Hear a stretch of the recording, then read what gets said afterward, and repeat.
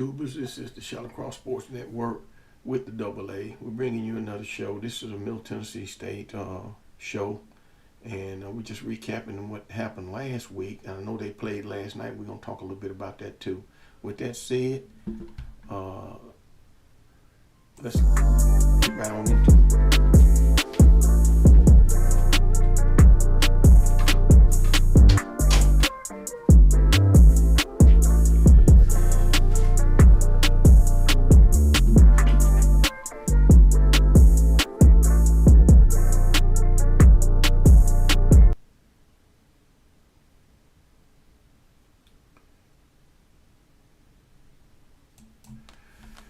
So the Middle Tennessee State Blue Raiders, they played last week and they lost to Kennesaw State. I think the game was like 14-5 or something like that.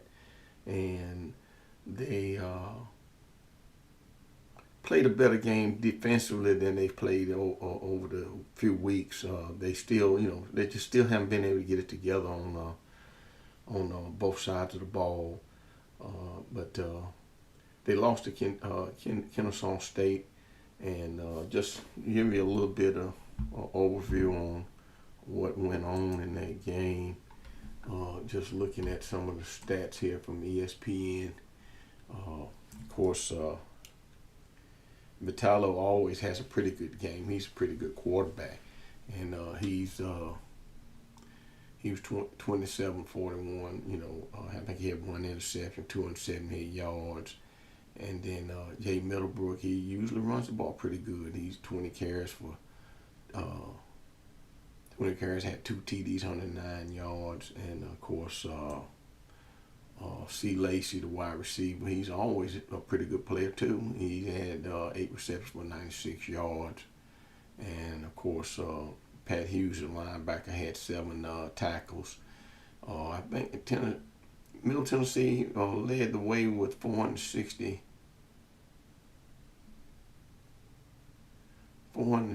yards of total offense to Kennesaw State's 353. They had 2 turnovers, and Middle Tennessee did, and Kennesaw State had 1. 24 first downs to 17. 7 for 65 on penalties for Middle Tennessee, 4 of 30. And then, of course, first downs. Of course, they had, like I said, I mentioned first down 24. Middle Tennessee State led the way on that. Time possession 38-28, 21 to 32.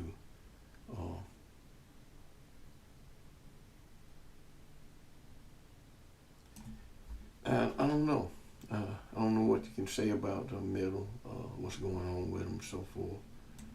I know the final score, I think I said the final score was 14-5, but the final score was actually 24-16.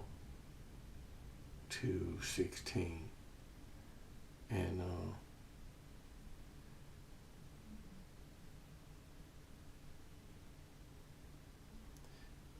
I don't really know. I don't really know what's going on with the Blue Raiders.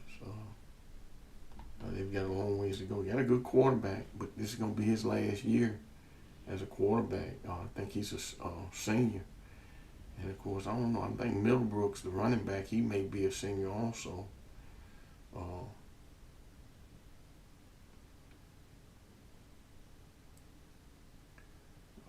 And of course, the wide receiver, I think he's got a couple years left. But I don't know. They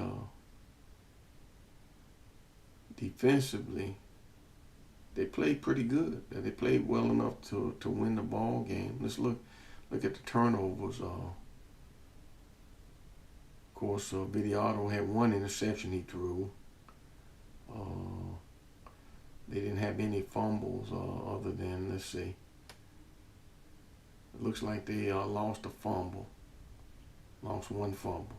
And of course, turnovers really can hurt you. Hughes had 7 total tackles, 4 solo. So really can't really make a determination about why they lost.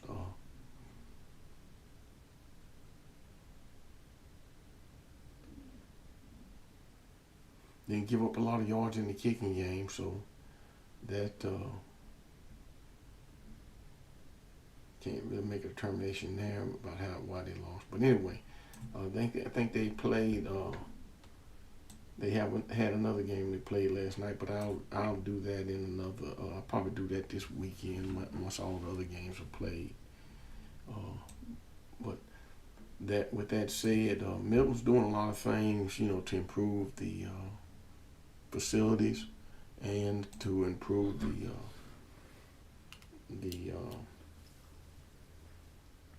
fan support there for the team.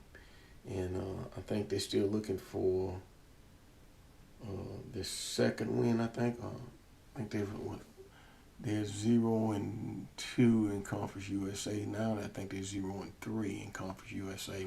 1-4, 1-5 overall. But like I say, this is Derek Mason's second year, and so we'll just see what happens with that. And then of course. Austin P, switching to Austin P. Austin P played West Georgia, and they were able to come away with a win on that game. And of course, Austin P's been playing fairly well.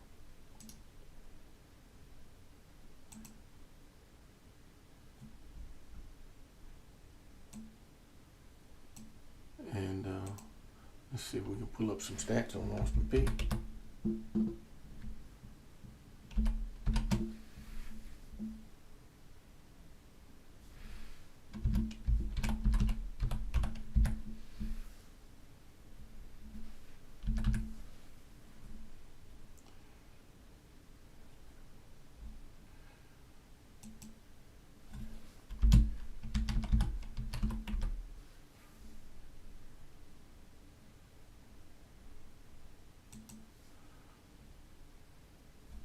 See there, West Georgia. I think they won that game. So Austin P won that game 44-30. And just looking at, well, let's pop that over there and see. But they won that ball game, and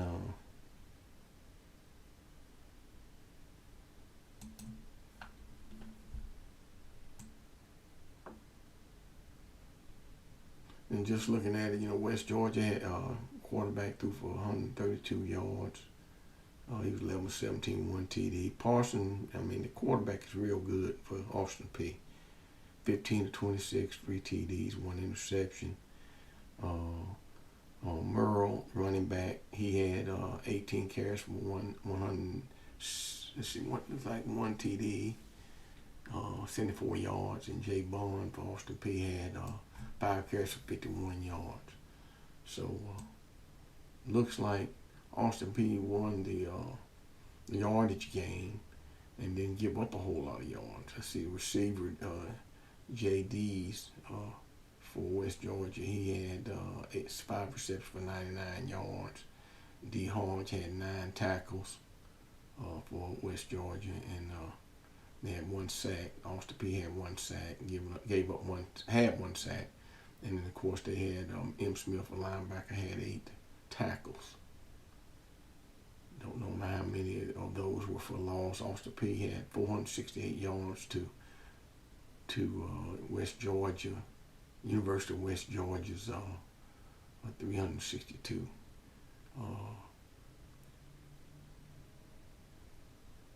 Both teams had 2 turnovers.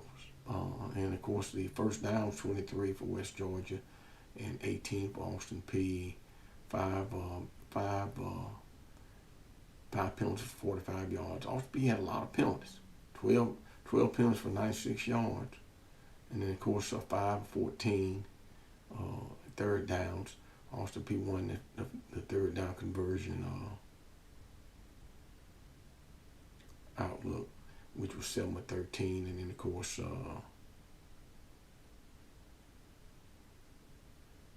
fourth downs. They West Georgia went for it not twice and they made one.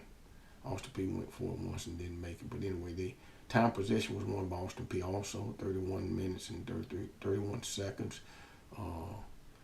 West Georgia had the ball for 28 minutes and 29 seconds. So just looking at the stats, Austin P had more yardage. They held the ball, had the ball longer. And just looking at it, see here, look at the full team stats and see. It looks like on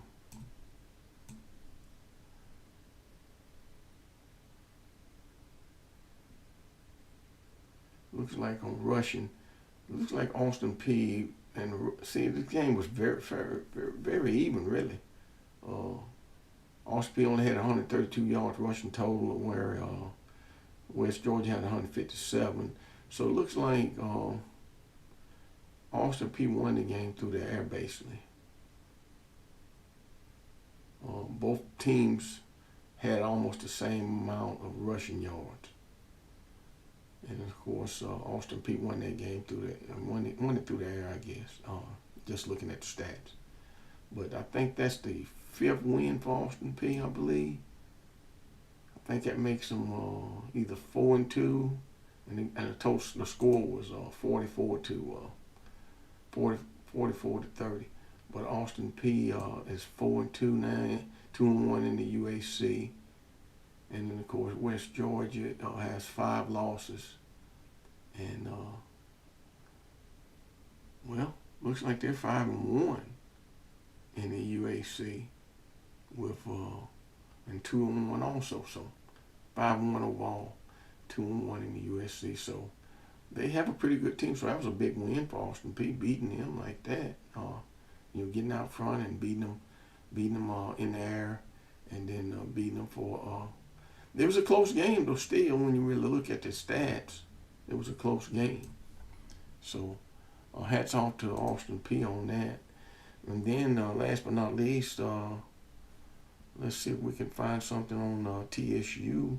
TSU lost that game to 31-7 to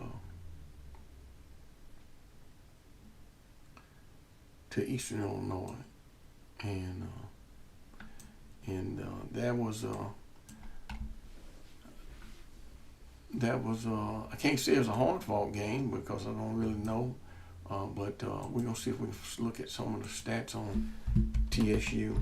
TSU, I think, should be 1-5 now.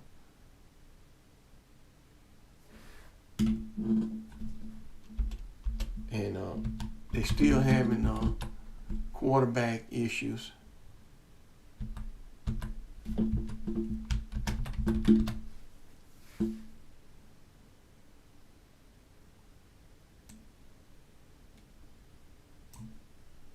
Still should be having quarterback issues, I guess. But it looks like they've lost 1, 2, 3, 4. Okay, they've lost 4 games. They won that first game, and so they should be 1, 2. They're 1-4 right now, and the next up for them is Southeast Missouri. But let's look at the Eastern Illinois game. Look at the stats on that. But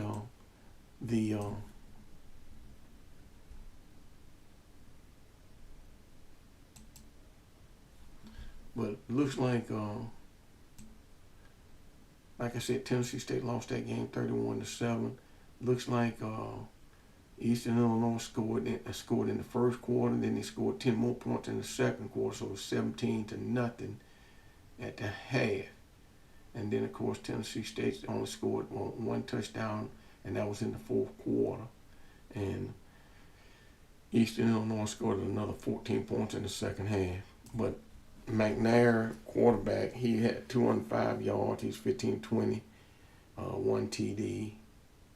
Actually, 2 TDs and 1 interception. And then Wolf for Eastern Illinois, he was only He's at 134 yards, and he was 11 of 20 for 2 TDs. Of course, Rhymes only had 7 carries for 11 yards, so they couldn't get anything going in the running game. Tennessee State was able to stop the run, so to speak. We'll look at the full score, box score. See, Clellan had 20 carries for 69 yards. And then, of course, S. Reed, the receiver for Tennessee State, had 4 receptions, 1 TD, 52 yards total. And then, of course, C. Willman for Eastern Illinois had 2 receptions for 53 yards. And the sacks, both teams had 1 sack. And then, of course, Sammy Taylor, the linebacker for Tennessee State, had 8 tackles. And Jay Nichols, the linebacker for Eastern Illinois, had 7. Let's look at the full box score. But before we do that, let's look at Tennessee State. A total yards of 235 yards to Eastern Illinois 339. They had 3 turnovers, and that's what kills you. That's the turning point in the game. And then they had 15 first downs to Eastern Illinois 26. 7 penalties for 85 yards to Eastern Illinois 8 penalties for 85 yards. 5 third down conversions out of 10. So they went for it actually 10 times on third down. Eastern Illinois did almost the same thing. They went for it 12 times, and they were 7 of 12. Fourth down conversion, TSU was 0 of 2, and Eastern Illinois was 1 of 1. The time of possession was won by Eastern Illinois also. Eastern Illinois had the ball for 39 minutes and 48 seconds, or 38 minutes and 48 seconds. And Tennessee State only had the ball for 20 minutes and 12 seconds.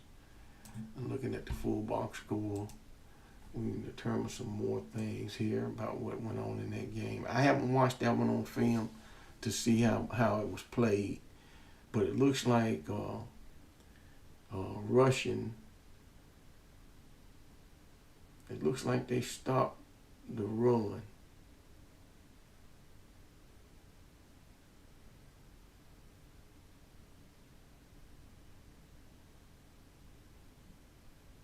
Looks like Tennessee State could not run the ball effectively. They had, looks like rushing 30 attempts, but they only had 30 yards rushing. That's real. You can't win that way. And then passing, they only had 205 yards through the air passing to Eastern Illinois 168. Looks like once Eastern Illinois was able to run the ball for 171 yards. So that's the turning point in the game right there, being able to rush the ball. And then the 3 turnovers had a lot to do with Tennessee State's loss.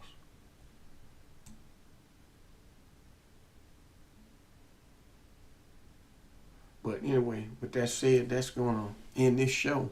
We just tried to cover touch on all the other teams to include Middle Tennessee, Austin Peay, and TSU. And we'll talk more in the next show. And of course, Middle Tennessee played last night. We're going to look at that game separately, probably at the end of the week. But anyway, with that said, this is the ShallowCross Sport Network. Remember to like and subscribe. We'll have better content as it goes. And this is the ShallowCross Sport Network. We'll see you on the next show.